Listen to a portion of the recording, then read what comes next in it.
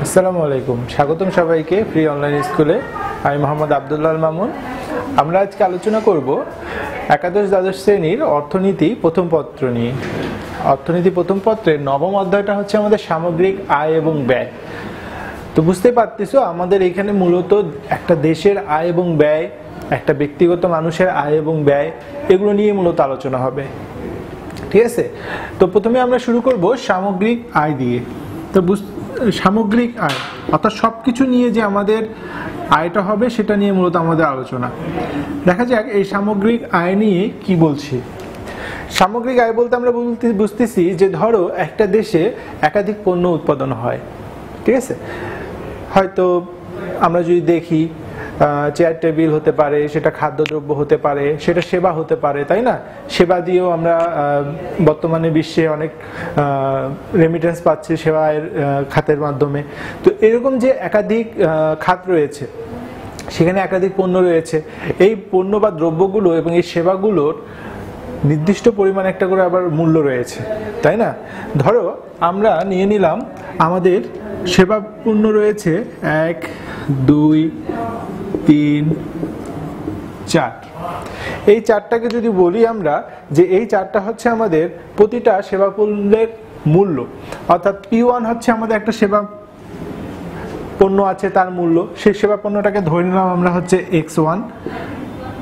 P2 যেটা আমাদের মূল্য সেটা ধরে নিলাম আমরা X2, দ্রব্যটার মূল্য হচ্ছে P2। ঠিক একইভাবে P3 মূল্যটা হয়তো বা X3, এভাবে P4 মূল্যটা হতে পারে X4 এর মূল্য। তাহলে যদি সেগুলো একাধিক থাকে, যেমন ধরো আমি একটা মোবাইল না কিনে আমি 10টা মোবাইল কিনবো, একটা মোবাইলের মূল্য, তাহলে সেটাকে যদি আমরা X1 বলি, তাহলে একটা মোবাইলের মূল্য হচ্ছে P1। তাহলে 10টা মোবাইলের মূল্য কেমন হবে? দুটার গুণফল, তাই না? তো এখানে আমাদের সেই কাজটা করতে হবে, এই দুটার গুণফল, এই দুটার গুণফল, এগুলোর গুণফল, এই দুটোর গুণফল, অর্থাৎ দ্রব্যের পরিমাণ এবং একটা দ্রব্যের মূল্য, এই দুটোর গুণফলটাই হচ্ছে আমাদের ওই দ্রব্যের মোট আয়। ঠিক আছে, তাহলে এই সবগুলো আয়কে যদি আমি যোগ করি, অর্থাৎ যতগুলো দ্রব্য আছে সবগুলো যদি যোগ করি, তাহলে আমি কি পাবো? টোটাল আয়টা পাবো। হ্যাঁ, তাহলে আমাদের টোটাল আয় সমান সমান কি পাচ্ছি আমরা? P1 X1 plus P2 X2 P3 X3, এভাবে চলতে থাকবে। কতদূর চলতে থাকবে? যতদূর পর্যন্ত আছে। যেমন এখানে থাকতে পারে Pn Xn, কারণ আমরা শেষটা জানি না, তাই আমরা এটাকে Pn Xn দিয়ে রেখে দিলাম। ঠিক আছে, এই সম্পূর্ণ যোগফলটাকে আমরা বলতেছি সামগ্রিক আয় Y। তো বন্ধুরা, আমরা জানি যে এভাবে যখন আমরা লিখি তখন আমরা কি করতে পারি, এটাকে সরাসরি সামেশন দিয়েও লিখতে পারি, Pi Xi। শর্ত কি? I = 1 থেকে n পর্যন্ত। ঠিক আছে, তাহলে I = কত হবে? 1। অ্যাটলিস্ট একটা মূল্য পণ্য তো থাকতে হবে, এই জন্য I = 1 থেকে n পর্যন্ত।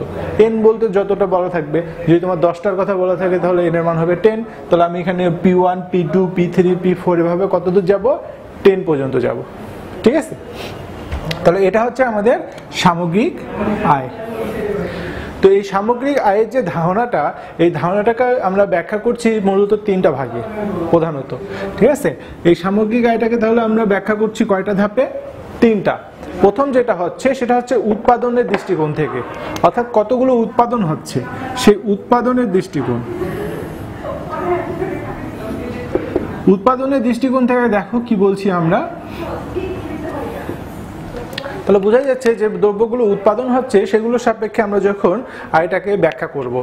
আমাদের খুবই বিখ্যাত একজন বিজ্ঞানী রয়েছেন, অধ্যাপক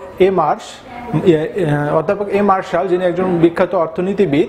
তার হিসেবে আমরা যদি বলতে যাই, তাহলে একটি দেশের শ্রম এবং পুঁজিবাজার সহ প্রাকৃতিক যত সম্পদ রয়েছে, এই সবগুলো সম্পদের 1 বছরের জন্য যে পরিমাণ বস্তুগত ও অবস্তুগত দ্রব্য বা সেবা রয়েছে, সেগুলোকে বলতেছি আমরা জাতীয় আয়। তাহলে জাতীয় আয় বা উৎপাদনের দৃষ্টিতে সামগ্রিক আয় বলতে আমরা কি বুঝতেছি? আমাদের অধ্যাপক এ মার্শালের হিসেবে এ মার্শাল বলছেন কি, যে একটি দেশের শ্রম, পুঁজিসহ প্রাকৃতিক সম্পদ ব্যবহার করে 1 বছরে যে নিট পরিমাণ বস্তুগত হোক অথবা অবস্তুগত দুটাই দ্রব্য এবং সেবা উৎপাদিত হচ্ছে, তাকে আমরা বলতেছি কি? জাতীয় আয়। তাহলে এখানে আমরা বলতে পারি y সমান সমান যেটা আমরা একটু আগেই বললাম summation of pi xi i equal to 1 থেকে n পর্যন্ত। ক্লিয়ার? তাহলে এখানে পিটা কি? পিটা হচ্ছে আমার দ্রব্যের মূল্য বা দাম, আর এক্সটা হচ্ছে কি? এক্সটা হচ্ছে আমাদের দ্রব্য অথবা সেবা, দুটাই হতে পারে, দ্রব্য বা সেবা। আর এই যে আই যেটা আছে সেটা হচ্ছে কি নাম্বার, সেটা জিরো হবে না কখনো, 1 2 3 থেকে কত দূর পর্যন্ত চলবে? n পর্যন্ত। ক্লিয়ার? তাহলে এভাবে আমরা উৎপাদনের দৃষ্টিকোণ থেকে এম এ মার্শালের হিসেবে উৎপাদনের সামগ্রিক আয়টা বা জাতীয় আয়টা নির্ণয় করতে পারি। এবার আসো আয়ের দৃষ্টিকোণ থেকে। তাহলে এটা আমাদের গেল উৎপাদনের দৃষ্টিকোণ, এবার হচ্ছে আয়ের দৃষ্টিকোণ, অর্থাৎ কতটুকু আয় হবে সেই আয়ের সাপেক্ষে। ঠিক আছে? আমাদের বিজ্ঞানী এসি পিগু তিনি বলছেন যে জাতীয় আয় হচ্ছে বিদেশ থেকে অর্জিত আয়সহ সমাজের বস্তুগত আয়ের এমন অংশ যা অর্থের মাধ্যমে পরিমাপযোগ্য। অর্থাৎ আমরা বিদেশ থেকে যেটা পাচ্ছি সেটা প্লাস দেশে যেটা উৎপাদন হচ্ছে সেটা, এই দুটোর যেটা আমরা সমষ্টি পাচ্ছি, এই সমষ্টিটা যদি আমরা পরিমাপ করতে পারি তাহলে সেটাই বলবো আমরা জাতীয় আয়। যেটা পরিমাপযোগ্য না সেটা আমাদের জাতীয় আয়ের অন্তর্ভুক্ত হবে না। তাই এর বিজ্ঞানী এসি পিগুর হিসেবে যদি আমি আয়ের দৃষ্টি থেকে জাতীয় আয়টা নির্ণয় করতে চাই তাহলে ওয়াই সমান সমান কেমন হবে? ওয়াই সমান সমান হবে আমাদের summation of R plus summation of, দেখো সামেশন অফ আর লিখছি, এর আগেটা কিন্তু অন্যরকম ছিল, সামেশন অফ ডাব্লিউ, এর আগে ছিল সামেশন অফ পিআই এক্সআই, এটা ছিল কিসের সাপেক্ষে? উৎপাদনের সাপেক্ষে। এরপর হচ্ছে summation of I plus summation of পাই, এই চারটা রাশির যোগফল। ঠিক আছে? এই চারটা রাশির যোগফলটাকে বলতেছি আমরা জাতীয় আয়। এই চারটা রাশি কি কি দেখো, যেটা আমাদের সামেশন অফ আর আছে এটা দিয়ে আমরা বুঝতেছি খাজনা কতটুকু। ঠিক আছে? কতটুকু খাজনা পাওয়া যাচ্ছে, সরকার কতটুকু খাজনা পাচ্ছে সেটা হচ্ছে জাতীয় আয়ের অন্তর্ভুক্ত। এরপর হচ্ছে মজুরি কতটুকু, তাহলে সামেশন অফ ডাব্লিউ দিয়ে আমরা বুঝতেছি মজুরি, অর্থাৎ সেবা খাতের কথা বলা হচ্ছে, অর্থাৎ অন্যের সেবা দিয়ে আমি কতটুকু বেতন পাচ্ছি বা কতটুকু আমাকে আমার পরিশ্রমের মূল্য দেওয়া হচ্ছে সেটা মজুরি। এরপর আসো সামেশন অফ আই হচ্ছে সুদ। অনেক সময় হয় কি যে দেশ বা দেশের যে আমাদের ব্যাংক সংস্থাগুলো রয়েছে তারা অনেক কোম্পানিকে ঋণ দিয়ে থাকে, তাই না? সেই ঋণের উপর যে সুদটা পায় সেটা হচ্ছে জাতীয় আয়। যেমন সরকারি ব্যাংক যেগুলো আছে সেগুলো যে ঋণগুলো থেকে সুদের টাকাটা পাচ্ছে সেটা হচ্ছে সরকারের আয়। ঠিক আছে? এবং সামেশন অফ পাই যেটা আছে এটা হচ্ছে মুনাফা। আমরা হয়তো কোনো জায়গায় বিনিয়োগ করছি কিছু পরিমাণ, সেখান থেকে যে মুনাফাটা পাচ্ছি সেই মুনাফাটাও আমাদের জাতীয় আয়ের অন্তর্ভুক্ত। তাহলে জাতীয় আয়ের অন্তর্ভুক্ত যদি আমরা আয়ের দৃষ্টিকোণ থেকে দেখি তাহলে সরকারের আয় করার উপায় কয়টি? চারটি। একটা হচ্ছে খাজনা, খাজনা যতটুকু আয় করতে পারছে বা আমরা জনগণ যে খাজনা দিচ্ছি এটা সরকারি আয়। এরপর হচ্ছে মজুরি, তাই না? অর্থাৎ সরকার পরিশ্রম করে বা সরকারের পক্ষ থেকে যারা নিয়োজিত তারা পরিশ্রম করে যেটা আয় করছে সেটাই হচ্ছে তাদের মজুরি। এরপর হচ্ছে সুদ, অর্থাৎ সরকার যদি কাউকে ঋণ দিয়ে থাকে সেখান থেকে যে আয়টা পাওয়া যায় সেটা হচ্ছে আমাদের মোট সুদ। এবং মুনাফা, আমাদের সরকার যদি কোথাও বিনিয়োগ করে থাকে সেই বিনিয়োগের কারণে যে আয়টা হবে সেটা হচ্ছে আমাদের মুনাফা। এই সবগুলোর যোগফলটাকে কি বলতেছি আমরা? আয়ের দিক থেকে আমাদের জাতীয় আয়। ঠিক আছে? এখানে একটা জিনিস মনে রাখবে বন্ধুরা, তোমাদের হয়তো মনে হচ্ছে যে সুদ মুনাফা এগুলো তো সরকার খুব একটা পায় না। হ্যাঁ, বাংলাদেশের প্রেক্ষাপটে বিষয়টা আলাদা, বাট তুমি যদি অন্যান্য দেশে দেখো, যেমন বাংলাদেশ জাপান থেকে প্রায় ঋণ নিয়ে থাকে, বাংলাদেশ এশিয়া ব্যাংক থেকে প্রায় ঋণ নিয়ে থাকে, বাংলাদেশ ওয়ার্ল্ড ব্যাংক থেকে ঋণ নিয়ে থাকে। তাহলে সেই সংস্থাগুলো এই আয়টা উপার্জন করছে, সেই দেশগুলো এই আয়টা পাচ্ছে যাদের ঋণ দেওয়ার সামর্থ্য আছে অন্য দেশকে। একটা দেশ যখন আরেকটা দেশকে ঋণ দেয় সেখানে অনেক অনেক টাকার ব্যাপার হতে পারে, সেটা আমাদের দেশের সামর্থ্যে নেই কিন্তু অন্যান্য বড় বড় দেশগুলোর সামর্থ্যে আছে। ঠিক আছে? আর এই সূত্রগুলো তো সারা বিশ্বের জন্য, শুধু বাংলাদেশের জন্য না, কারণ এগুলো ওয়ার্ল্ডের ফেমাস যারা ইকোনমিক্স নিয়ে পড়াশোনা করেন বা গবেষণা করছেন তারা দিয়েছেন। আচ্ছা, এটা ছিল আমাদের আয়ের দৃষ্টিতে। এবার আসো ব্যয়ের দৃষ্টিকোণ থেকে। ব্যয়ের দৃষ্টিকোণ থেকে যদি আমরা দেখতে চাই তাহলে আমরা দেখতে পাবো বিজ্ঞানী অধ্যাপক আরভিং ফিশার বলেছেন, একটি নির্দিষ্ট সময়ে কোনো দেশের ভোগ ব্যয় এবং বিনিয়োগের সমষ্টি হলো জাতীয় আয়। তাহলে কি ভোগ ব্যয় অর্থাৎ দেশের যে চাহিদাগুলো রয়েছে, যেমন কর্মীদের যে কোনো একটা সরকার ব্যবস্থায় কি থাকে, অনেক সরকারি কর্মকর্তা কর্মচারী থাকে, তাদের একটা ব্যয় আছে, তাদেরকে চাকরির বেতন দিতে হবে, তাই না? তারপর হচ্ছে বিনিয়োগ ব্যয়, সরকার বিভিন্ন জায়গায় বিনিয়োগ করছে, যেমন রাস্তাঘাট তৈরি করছে, ওখান থেকে টোল পেয়ে না হয় সেইটা খাজনা হিসেবে আমাদের আয় হচ্ছে, বাট ওখানে তো একটা বিনিয়োগ করতে হচ্ছে। এই যে বিনিয়োগ এবং ভোগ ব্যয়, এই দুটোর কি বললাম আমরা, সমষ্টিটাই হলো জাতীয় আয়। তাহলে ওয়াই সমান সমান আমরা যদি এখানে দেখতে চাই জাতীয় ব্যয়ের ভিত্তিতে জাতীয় আয়টা কেমন হবে, তাহলে আমরা লিখতে পারবো C plus I plus G plus X minus M. এখানে কোনটা কি, এখানে আমাদেরকে মনে রাখতে হবে সিটা হচ্ছে ভোগ ব্যয়, অর্থাৎ এই যে কর্মকর্তা কর্মচারীদের বেতন দিতে বা তাদের চাহিদা পূরণের জন্য যে অন্যান্য সরকারি খরচগুলো রয়েছে সেগুলো হচ্ছে ভোগ ব্যয়। আইটা কি, আইটা হচ্ছে বিনিয়োগ ব্যয়, অর্থাৎ কত টাকা বিনিয়োগ করতে হচ্ছে, সেই বিনিয়োগ ব্যয় হচ্ছে এটা। যেমন রাস্তা তৈরি করা, অন্যান্য সেতু তৈরি করা, বিভিন্ন বিশ্ববিদ্যালয় স্থাপন বলো বা বিভিন্ন স্কুল কলেজ স্থাপন বলো, এই প্রতিষ্ঠানগুলো ব্যয় তৈরি করতে যে ব্যয়টা হচ্ছে সেটাকে বলতেছি আমরা বিনিয়োগ ব্যয়। এরপর আসো জি, এটা হচ্ছে সরকারি ব্যয়। সরকারি ব্যয় বলতে সরকারের বিশেষ কিছু কার্যক্রম থাকে, তাই না? সরকার যেমন ধরো যে অনেক সময় অনেক সেমিনার করছে, বিদেশি যারা আমাদের অতিথি আছে তারা দেশে আসতেছে, তাদের খরচ একটা আছে, প্লাস সরকারের যে আমাদের মন্ত্রী এমপিরা রয়েছেন তাদের যাতায়াত খরচ, তাদের থাকা খাওয়ার খরচ, এরকম অনেক সরকারি খরচ থাকে। সেই সরকারি ব্যয় হচ্ছে আমাদের জি। আর এক্সটা কি, এক্সটা হচ্ছে আমাদের রপ্তানি, আমরা কতটুকু বিদেশে রপ্তানি করছি, ঠিক আছে, রপ্তানি। আর এমটা হচ্ছে আমদানি। তার মানে এখানে বোঝাচ্ছে রপ্তানি মাইনাস আমদানি। স্বাভাবিক, আমরা যেটা রপ্তানি করছি আর যেটা আমদানি করছি এই দুটার বিয়োগফলের কারণে একটা আয় হতে পারে, এখানে ব্যয়ও হতে পারে, তাই না? যদি ব্যয় হয় অর্থাৎ আমদানির পরিমাণ আমাদের বেশি হয়ে যায়, তাহলে বুঝে যাচ্ছে এই বিয়োগফলটা মাইনাস হবে, তখন সেটা কি হবে, এই তিনটার যোগফল থেকে ওটা বিয়োগ হয়ে যাচ্ছে, তাই তো? রপ্তানি যদি বেশি হয় তাহলে এই বিয়োগফলটা প্লাস হবে, তখন সেটা একসাথে যোগ হয়ে যাবে। তাহলে আমরা এই জাতীয় আয়টা কার কার উপর দেখছি, ভোগ ব্যয়, বিনিয়োগ ব্যয়, সরকারি ব্যয়, এই তিনটার যোগফলের সঙ্গে কি করতে হবে, রপ্তানি এবং আমদানির পার্থক্যটা যোগ করে দিতে হবে। এই পার্থক্যটা ঋণাত্মক হলে তো বিয়োগ হয়ে যাবে, আমদানি যদি আমাদের বেশি হয়ে থাকে আর রপ্তানি যদি বেশি হয়ে থাকে তার মানে আমাদের আয় বেশি হচ্ছে, ঠিক আছে? তাহলে এই তিন ধাপে আমরা সামগ্রিক আয়টাকে ব্যাখ্যা করতে পারি। তাহলে প্রথম ধাপটা কি ছিল, উৎপাদনের খরচ উৎপাদনের দৃষ্টিকোণ থেকে, দ্বিতীয় ধাপ ছিল আয়ের দৃষ্টিকোণ থেকে, তৃতীয় ধাপ হচ্ছে আমাদের ব্যয়ের দৃষ্টিকোণ থেকে।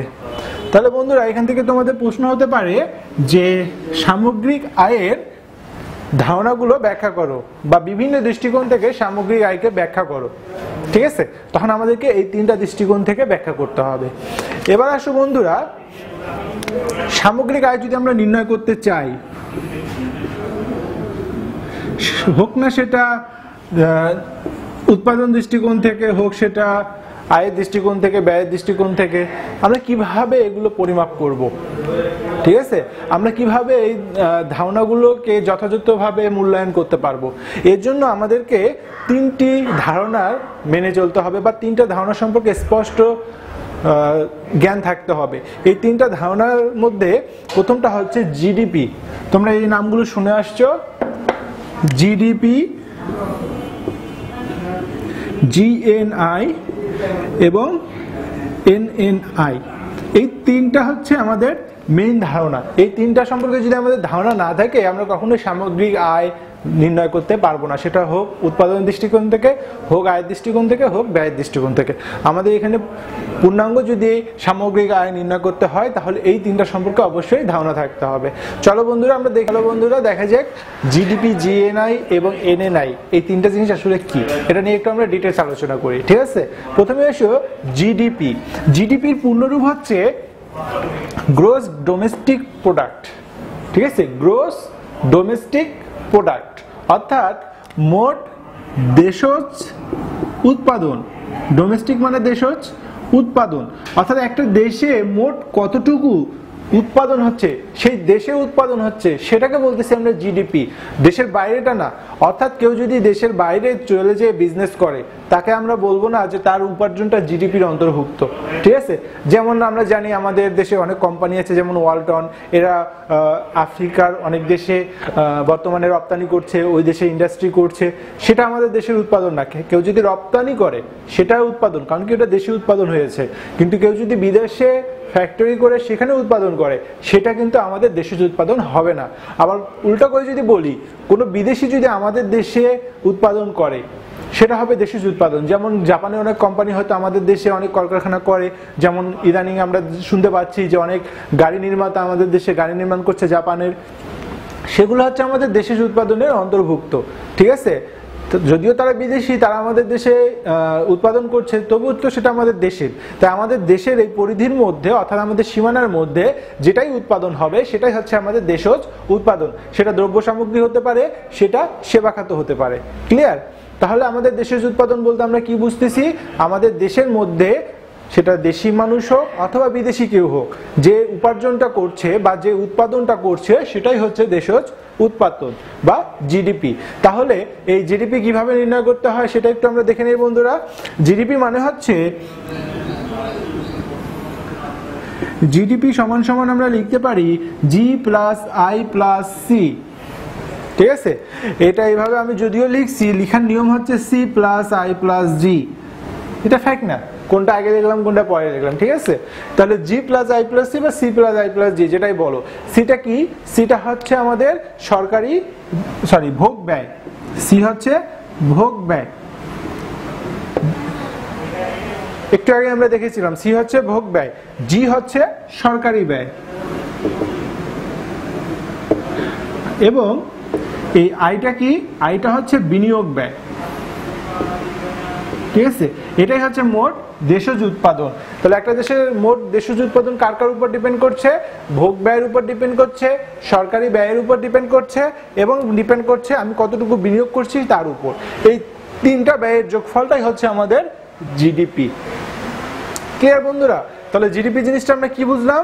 যে একটা দেশে যতটুকু উৎপাদন হবে সেটাই হচ্ছে তার জিডিপি। সেটা দেশি মানুষ করুক অথবা বিদেশি কোম্পানি এসে করুক, কিন্তু দেশের মানুষ বা দেশের মানুষ যদি বাইরে কোথাও যে উৎপাদন করে সেটা আমাদের জিডিপির অন্তর্ভুক্ত নয়। এবারে আসো দ্বিতীয় যেটা ধারণা ছিল, জিএনআই, ঠিক আছে।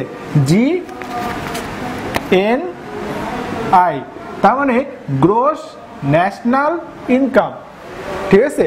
গ্রোস ন্যাশনাল ইনকাম তার মানে মোট জাতীয় আয়।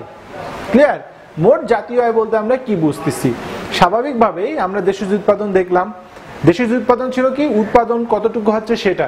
এখন যদি বলা হয় জাতীয় আয় কতটুকু, জাতীয় আয়টা নির্ভর করছে বন্ধুরা আমাদের দেশে হোক বা দেশের বাইরে। যেমন আমরা ইদানিং খুবই শুনি যে রেমিটেন্স আসছে, প্রতিনিয়ত বিদেশ থেকে আমরা অনেক রেমিটেন্স পাচ্ছি, এটা তো আমাদের জাতীয় আয়, তাই না? তার মানে দেশের কেউ যদি বাইরে বিজনেস করে কিন্তু সেখান থেকে আয়টা যদি দেশে এসে চলে আসে সেটা হবে কি? আমাদের জাতীয় আয়ের অন্তর্ভুক্ত। কিন্তু আমাদের দেশে যদি বিদেশিরা কোনো বিজনেস করে তারা কি করবে? তাদের আয়টা তাদের দেশে নিয়ে যাবে, তা তো আর আমাদেরকে দিয়ে যাবে না, তাই তো? তাহলে তাদের আয়টা তারা নিয়ে যাচ্ছে, তারা যে উৎপাদন করছে দ্রব্যটা আমাদের দেশের, কিন্তু এটা বিক্রি করে যে ইনকাম হচ্ছে সেটা কিন্তু তাদের। সো তাদের ইনকামটা এখানে আমাদের গ্রহণযোগ্য না। আমাদের এখানে কারটা গ্রহণযোগ্য? আমাদের ইনকামটা গ্রহণযোগ্য, এবং আমাদের দেশের মানুষরা যারা বিদেশে ইনকাম করছে তাদের ইনকামটা যেহেতু আমাদের দেশে পাঠিয়ে দিচ্ছে, এই দুটো মিলে হচ্ছে আমাদের জিএনআই, ঠিক আছে। তাহলে একটা দেশের জিএনআই আমরা কিভাবে নির্ণয় করতে পারি?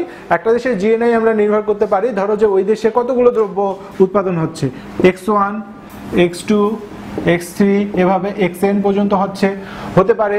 এগুলো সব গাড়ি হতে পারে, এগুলো সব খাদ্য, এগুলো সব সেবা হতে পারে। xn দিয়ে আমরা বুঝাচ্ছি এগুলো দিয়ে সবকিছু হচ্ছে আমাদের শান্তি মিশনে যারা যাচ্ছে সেটা হতে পারে, ঠিক আছে। অর্থাৎ ভিন্ন ভিন্ন প্রোডাক্ট বুঝাচ্ছি। এই ভিন্ন ভিন্ন প্রোডাক্টের সঙ্গে যদি তাদের দ্রব্যমূল্যটা গুণ করে দেই তাহলে আমরা কি পাবো? ওই প্রোডাক্ট থেকে মোট কতটুকু আয় হচ্ছে বা কতটুকু খরচ আমরা উৎপাদন করার পরে সেটা বিক্রি করে কত টাকা পাবো সেটা পাওয়া যাচ্ছে, তাই তো? তাহলে এগুলোর সঙ্গে আমরা তাদের একটা দ্রব্যমূল্য গুণ করে দিচ্ছি। তো তাহলে এই সবগুলোর যোগফলটাই হচ্ছে আমাদের জিএনআই। ঠিক আছে, তাহলে জিএনআই বলতে আমরা কি বুঝলাম? জিএনআই বলতে দেশের মোট কতটুকু আয় হচ্ছে সেটা দেশের ভিতরে করি বা দেশের বাইরে থেকে ইনকাম করে দেশে নিয়ে আসি, সবগুলোই হবে এর অন্তর্ভুক্ত। যেখানে জিডিপিটা দেশের বাইরে ইনকাম করলে বা দেশের বাইরে উৎপাদন করলে বাদ ছিল। ঠিক আছে, তাহলে জিডিপি দেশের বাইরে হলে বাদ, কিন্তু জিএনআই যদি দেশে হয় বা দেশের বাইরে হয় দুটাই গ্রহণযোগ্য, কিন্তু বিদেশিরা দেশে করলে তাদেরটা গ্রহণযোগ্য হবে না। এখন দেখো এই জিএনআই কে আবার আমরা দুভাবে নির্ণয় করতে পারি। এটা হচ্ছে তার সাধারণ সূত্র। এই সাধারণ সূত্রটা আমাদের অতটা গুরুত্বপূর্ণ না, আমরা অন্য দুইভাবে এটা নির্ণয় করতে পারি। একটা হচ্ছে আয়ের মাধ্যমে।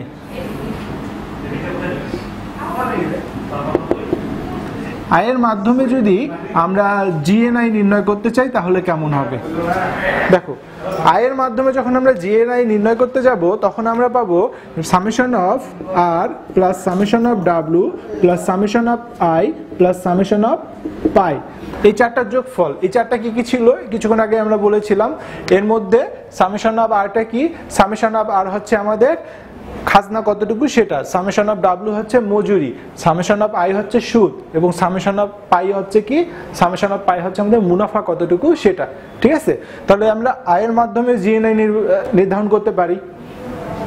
আবার ব্যয়ের মাধ্যমে জিএনআই নির্ধারণ করতে পারি।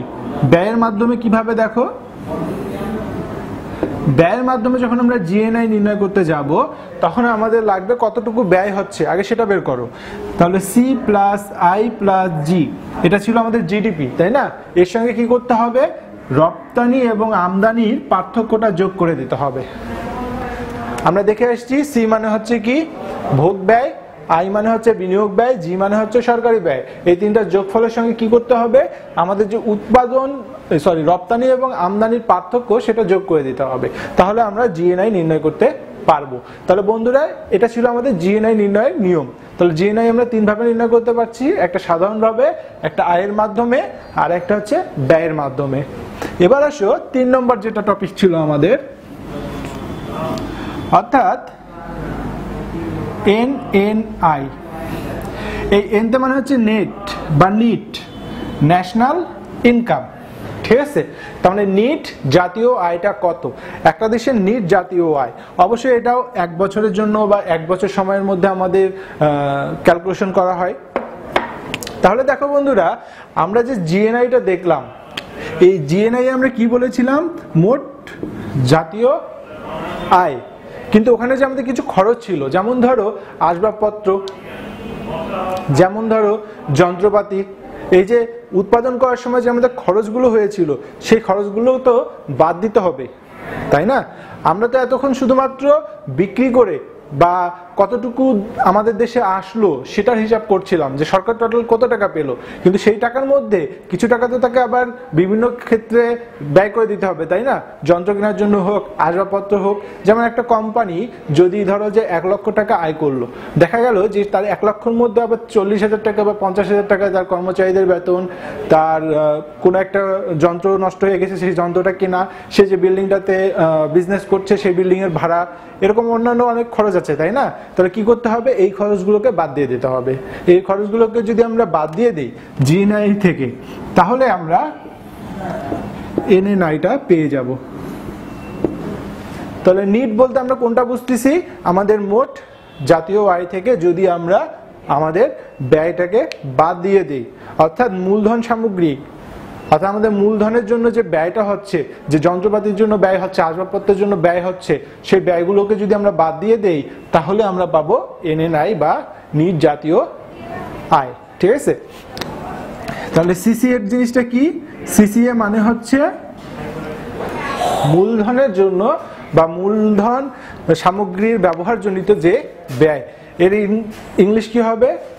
Capital consumption allowance. ঠিক আছে, এছাড়া একে আমরা ডিসিও বলতে পারি, বা অপচয় ব্যয়।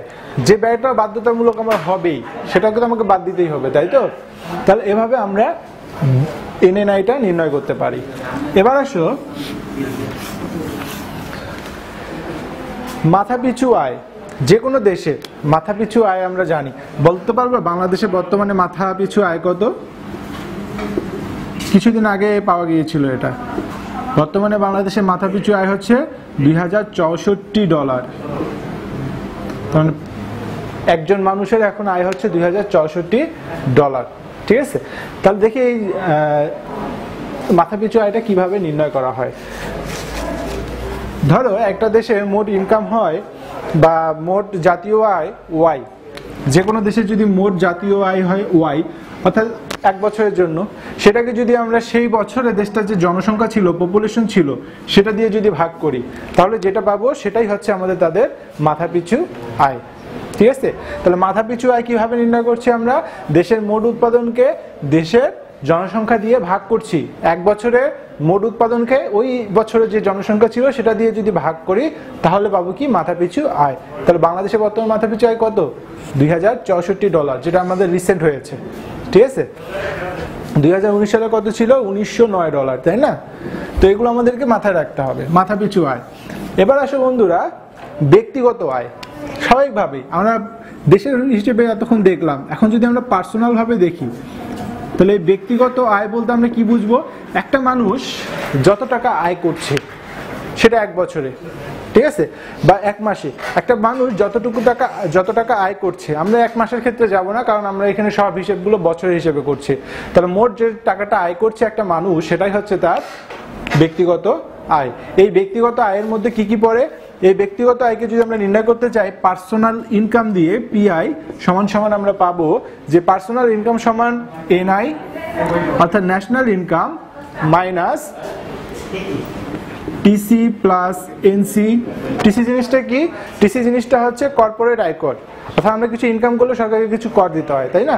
সেটা হচ্ছে টিসি।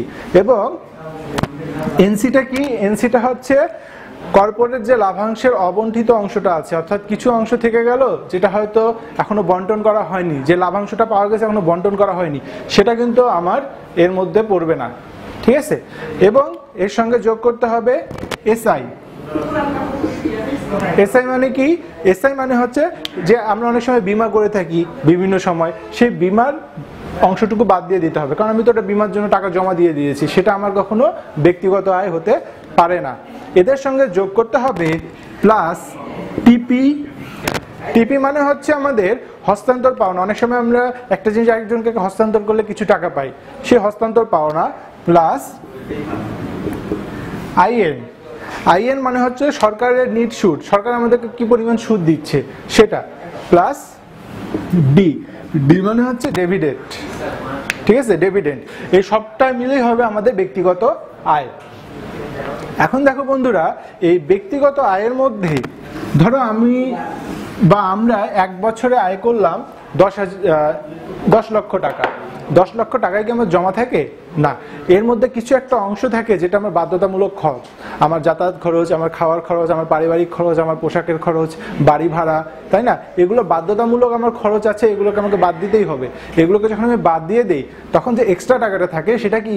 সেটা আমার এমন একটা জমানো টাকা যেটা আমি যে কোনো প্রয়োজনে আমার ইচ্ছা অনুযায়ী আমি খরচ করতে পারি, সেটাকে বলা হয় ব্যয়যোগ্য ব্যয়।